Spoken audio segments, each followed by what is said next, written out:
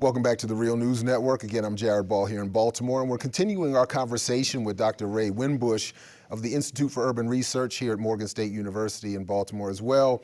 And we're transitioning from the conversation we had in part one, so if you missed that, please go check it out, about Cherry Hill, the Cherry Hill section of Baltimore, and all that it has struggled against historically, to a conversation now about what's happening in Ferguson, in the aftermath of the 50th anniversary of the Watts Rebellion in 1965. We have Ferguson uprising again. And my question to start this is, we just had a conversation about Cherry Hill, facing all the same problems that you would find in basically any black community, but finding other ways to respond, finding other things that you talked about that are maybe in the history of that community that have allowed that community to respond a bit differently. Or maybe there are different options that they have in terms of response. But we're seeing folks in Ferguson again saying we don't feel we have any other option but to get back into the streets to make some more noise. What are you feeling about all of that right now? What is your sense of what's happening? You know, again, there's an agonizing similarity between, you know, African communities throughout this country. It always gives me, I think Paul Mooney said that, it's funny how we said, what about Chicago? What about Ferguson? What about Watts? This is America. It's like these communities don't really, but these communities come out of the whole fabric of what America is all about and what it has done specifically to Black Americans. I was in Ferguson in March of this year, and I was surprised that in 14, when Mike Brown was killed, that up until, they only had one murder in that city up until Mike Brown was killed, and it was Mike Brown. It had zero. Ferguson was a town where black folk who wanted to escape some of the violence, I mean, it's right by, it's a suburb of St. Louis. Right. They moved there, very middle class, very warm community. So these are not black folk who are like inner city. Right. Which is another term for the dangerous black folk. These are very middle class people. I think when people get to the end of their rope, that they're gonna, you know, I'm always amazed how people say, well, they're not demonstrating correctly. I hate the term legitimate protesters. Right. Like, what is an illegitimate protester? Does that mean the ones who simply say, well, we'll just be peaceful all the time? It's no justice, no peace. And we say that like a chant, and I think the people who don't want that will say, well, you've got to give us peace before we give you justice. Right. And in fact, we will give them peace and there still will be, you know, no justice. Darren Wilson's still walking around free someplace. So, but it occurred to me actually in looking at your report on Cherry Hill, one of the things that I did not see in that report that is very present both in the historical incident in Watts and in this incident with Mike Brown, obviously in Ferguson, is police brutality. And we know that historically that there isn't, that all these uprisings are in response to police violence, every single one of them. Yes. So is it that something in Cherry Hill is happening that's preventing police brutality, or is it just better masked there, yeah, it just occurred to me that that was the piece that's missing here. Well, you know, it's interesting. We heard reports when we did our focus group that there was police brutality, but nothing compared to what we hear in places like Sandtown, Winchester, where Freddie Gray was killed, or in Ferguson, or Eric Garner on Staten Island. Cherry Hill, I think because of the sense of the community and police who knew that community well, some police who actually lived there, and I'm not talking about recently, I'm talking about over the years, they were part of that community well. I think we always hear this term, every time we have one of these uprisings, people will say, well, we need to go back to community policing. I said, well, what does that mean? You know, in Baltimore, we know for a fact that half of the new rookies here in Baltimore Police Academy come outside of the city. Police are no longer inside. The guy that killed Tamir Rice in my hometown of Cleveland came from outside of the city. Police don't, the idea of officer friendly who lives next door and walks the beat is nothing but an American myth.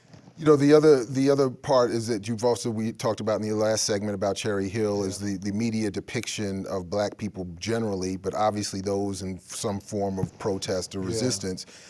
Tyrone Harris, who was the young man shot by police in Ferguson this past week, the video of him now Is in rotation. is in heavy rotation, showing apparently him pulling a gun from his waistband. And then on social media, there's been a lot of pictures people have been putting up, including a lot of white supremacist groups, of him and his friends posing with guns and brandishing weapons in photos and things like that, giving the media, both the radical right-wing racist, overtly racist media, and the conservative or the mainstream liberal, equally racist in many cases media, this open door to now say, well, where are you? Literally, they've been saying on social media, where are your pictures of him in his graduation gown and his football uniform? In other words, he deserved what he got. Well, what if he did pull out a gun? And let's say he did, and he ran towards the cops with the gun. So what? I mean, you got this white supremacist separatist group called what do they call them? Oath Keepers. Yeah. Marching around with him under the sanction of the police. And Jared, I've got to ask the question always, what if black men and women walked into Ferguson right now with automatic weapons in flak gear and camouflage, whatever they call that stuff, camouflage clothing or whatever? It would be World War X. Exactly. All the other ones. Yeah. So there's a tolerance for white supremacy.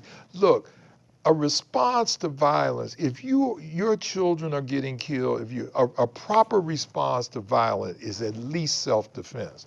We still don't know how, when this brother was running with the gun, what he was doing. Right. We still don't know. I have seen that tape. I was looking at some show last night. I was on the phone, and I put it on mute while I was on the phone. They must have played that tape, and I'm not exaggerating, at least 10 times while the voiceover from the newscast. So the idea that media says one brother with a gun, somehow this will quell the uprising because we can prove that he was going after police is ludicrous. And it's the idea that they want to rush to the so-called peace and not rush to the so-called justice. Now, what I saw looking it up last night, the Oath Keepers claim that they are none of these things, in fact, that you used to describe. In fact, they say we are not white supremacists and separatists. We are former military and police officers who want to protect, as he even said, in part, protesters. That we're here to protect protesters because they learned from the lesson from last year in Ferguson that the community was not prepared to deal with protecting property and protesters from the outside agitating violent element that wants to take advantage of these things. So that's their claim. But I think to your point, were black women and men dressed similarly with similarly outfitted weaponry to do the same thing, making that same exact claim, that there would be, as I said a moment ago, World War X, 15, 20. Exactly. The other thing, though, that I'm noticing with the release of this video is that it seems to be the same thing happening after Freddie Gray was killed here, where the apparent abuses of the community by a handful of people changes the narrative. That's right. So now the question goes from why are people in Ferguson upset? Why was Mike Brown killed? Why are the conditions in the community, as people are reporting, they're still not changed? To can we get peaceful protesters? And aren't the police justified in their violence because of young men like this with guns? Well,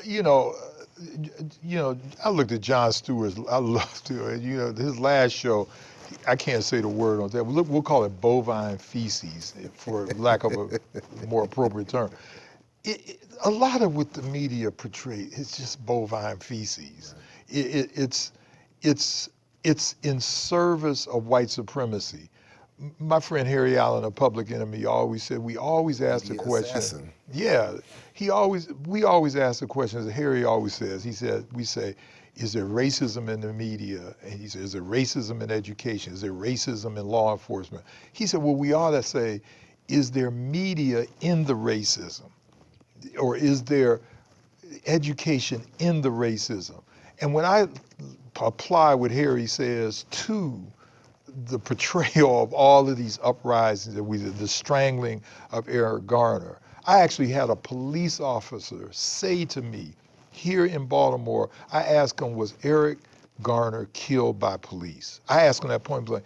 He said, well, you got to look at it in a lot of different ways. It's a rationalization. And the media is in service to the system of white supremacy. And so I'm looking for media which is supposed to be objective, fair, like Fox News says. Right, fair and balanced. And it ain't there. It's not there. You've got to discern it, you've got to critique it, you've got to deconstruct it. But if you accept it at face value, not at all. Ray Winbush, thanks again for joining us here at the Real News Network. Thank you, man. And thank you again for joining us at the Real News. And for all involved, again, I'm Jared Ball here in Baltimore. And again, as always, as Fred Hampton used to say, to you we say peace if you're willing to fight for it. So peace, everybody, and we'll catch you in the whirlwind.